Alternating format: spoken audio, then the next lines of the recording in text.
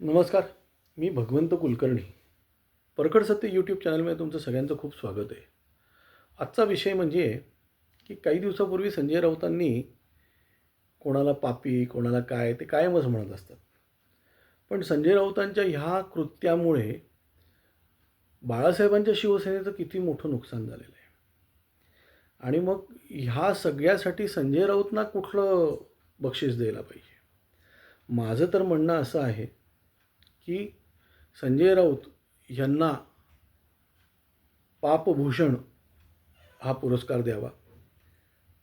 आदिल ठाकरे यांना पापविभूषण हा हा पुरस्कार द्यावा. आणखीन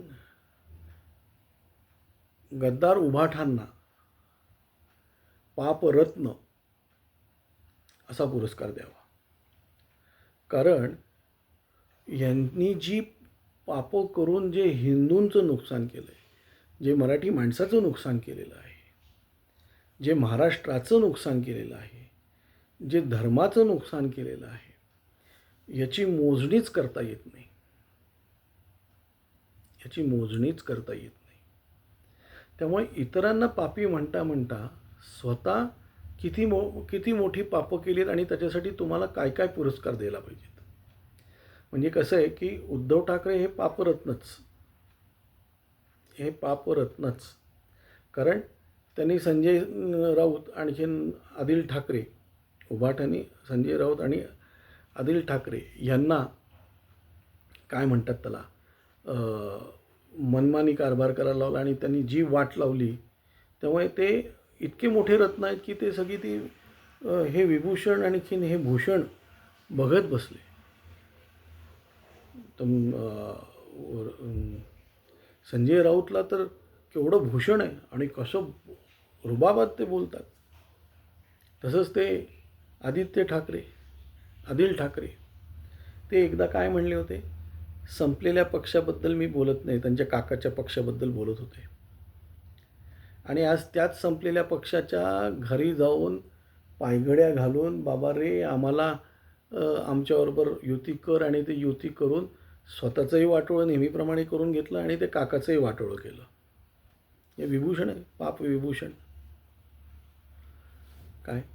त्यामुळे आणि रोज सकाळी संजय राजाराम राऊत जे तिथे येऊन रोज भाषण करतात, आणखीन जी मुक्ताफळं वाहतात काय, आणि ते मुक्ताफळं हे निमूटपणे, म्हणजे पूर्वी तुम्ही बघा किंवा इवन आज मनसेमध्ये सुद्धा प्रेस कॉन्फरन्स घेतली तर पूर्वी शिवसेनेमध्ये बाळासाहेब घ्यायचे किंवा मनसेमध्ये आज राज ठाकरे घेतात. बाकी कोणी चिवडा लाडू हे करत नाहीत, काय म्हणतात त्याला, प्रेस कॉन्फरन्स घेत नाहीत. आज यांनी काय केलेलं आहे, चिवडा लाडू नाही काय, यांनी त्या चिवड्यामधले ते तळलेले कांदे असतात ना, ते संजय राऊत यांनाच प्रेस कॉन्फरन्स घ्यायचा अधिकार दिल्यामुळे ते कांदा खाल्ल्यावर जसं तोंडाला वास येतो, त्याचप्रमाणे ते संजय राऊत हे करून ते उभाटाला गद्दार म्हणून हे करणार. म्हणजे मी कुठेतरी ऐकलेलं आहे की, माझ्या मते नारायण राणेंचंच कुठेतरी ऐकलेलं आहे की ते संजय राजाराम राऊत कुठेतरी सामनाच्या ऑफिसमध्ये बसून असं म्हणले होते, त्यांना तिकीट दिलं नाही तर मी या ठाकरेंचे कपडे काढेल. आज संजय राजाराम राऊत ठाकरेंचे कपडे काढण्याशिवाय दुसरं काय करतायत? काय करतायत संजय राऊत? म्हणजे इतकं म्हणजे स्वतःचं प्लॅन्ड नुकसान कसं करावं ह्याच्यासाठी गद्दार उभाटाच हे येत. म्हणजे दुसऱ्याला गद्दार म्हणता म्हणता आज अशी वेळ आलेली आहे, त्या गद्दाराला लोक इमानदार म्हणायला लागलेली आहेत. आणखीन तुम्ही इमानदार नसल्यामुळे तुम्हाला गद्दार म्हणतात, असं आहे. त्यामुळे यांना सगळ्यांना, आणि एवढ्या मोठ्या सुंदर पक्षाची, ज्या स्वर्गीय बाळासाहेब ठाकरेंच्या नेतृत्वाखाली जो पक्ष उभा केला, त्याला एक जागतिक दर्जा होता त्या बाळासाहेब ठाकरेंना. मुंबईतून किंवा महाराष्ट्रातून कधी बाहेर गेले नाहीत ते ग्रस्त, पण जागतिक होल्ड होता त्या व्यक्तीचा. म्हणून उगीचच्या उगीच त्यांना लालकृष्ण अडवाणींनी चेंबूरच्या एका कार्यक्रमामध्ये विश्व हिंदू हृदय सम्राट म्हटलं होतं. हिंदू हृदय सम्राट, ते हिंदू हृदय सम्राटच आहे.